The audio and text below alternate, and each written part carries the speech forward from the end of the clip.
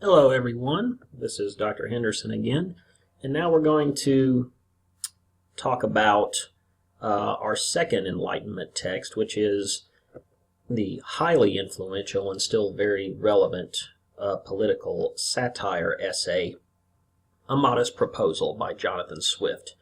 You may have heard of Jonathan Swift. He's best known for a little work called Gulliver's Travels.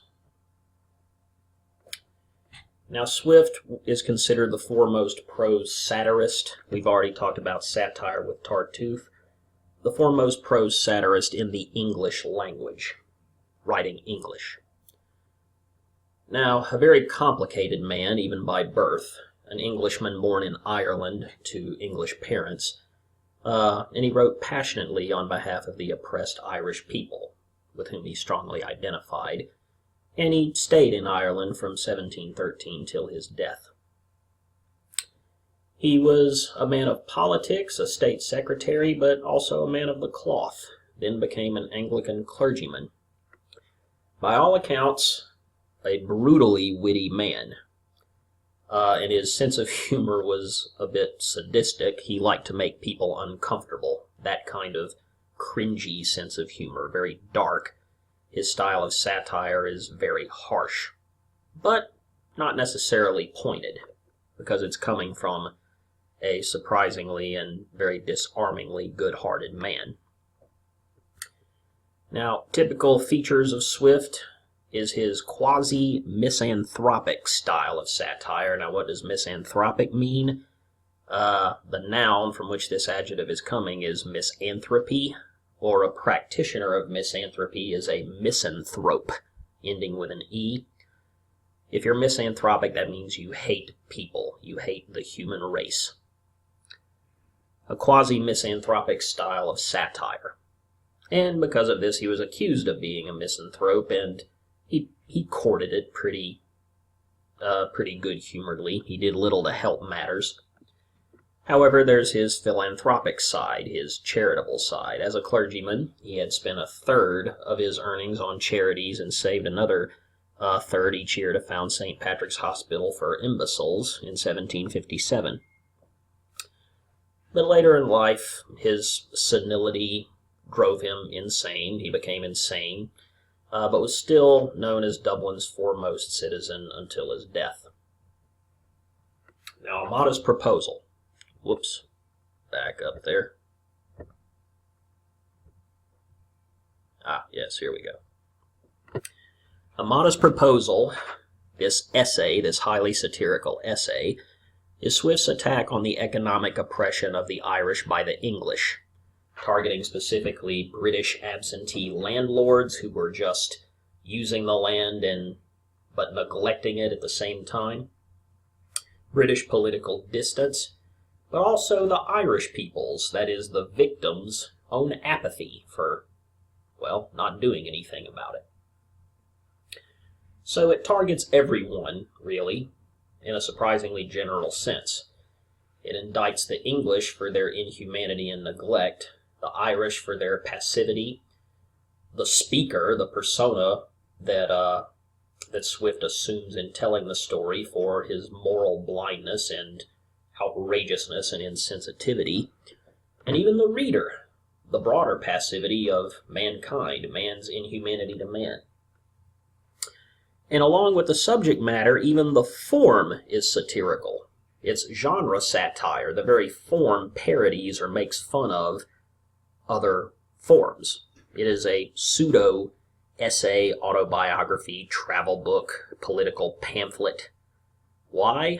To lend a misleading air of authenticity and realism, to sort of help have the reader so that the reader feels that they've been had. And in 1729, this is what he's particularly addressing in A Modest Proposal, a particularly bad year in Ireland, in which there were 3 successive failed harvests, oppressive English laws resulting in poverty, disease, and famine. A Modest Proposal indicts the tyranny of the English, the ineptitude of Irish politicians for not doing anything again, the hypocrisy of the wealthy. In other words, Oh gosh, I feel so bad, but only if there was only something I could do. Saying you feel bad, but of course, being truly apathetic. And general human apathy, the general human phenomenon of just looking the other way and not even wanting to hear about certain social ills. And what is particularly influential about A Modest Proposal is its rhetorical strategy. That is, to capture the attention of an audience whose indifference has been well tested with shock, a string of morally untenable positions, outrageous proposals, hence the title, A Modest Proposal, sarcastic tone, then forcing them to think critically of the issues discussed and the values behind them, acting as a social mirror for the masses. That kind of dark humor, that shock, is a great way of throwing the elephant in the room, throwing it before people, forcing them to talk about it. And the design, and I want you to look closely at A Modest Proposal itself in terms of its form, and see if you can spot where these divisions are, because the structure of A Modest Proposal is very influential and used to this day when it comes to satirical essays, especially of a political bent. First, you introduce the problem.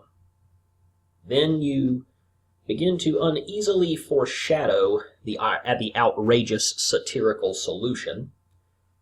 The solution proposed in A Modest Proposal is pretty well known, not only famous but infamous. You present the outrageous solution to exaggerate the apathy, that is, humans' general lack of care, and then you sort of turn the screws. You keep going with the outrageousness by, a kind of purposeful TMI, too much information, grotesque delineation, conveying moral bankruptcy and perversion, and also the ironic advantages. Then introduce a bit of reverse psychology, presenting real solutions, not the outrageous satirical ones, as unreasonable and impractical. And in doing so, indirectly indict passivity and apathy, generally speaking, but then reveal the true flexibility of your position, saying that you're, in a comedic way, not married to it and are willing to listen to other alternatives.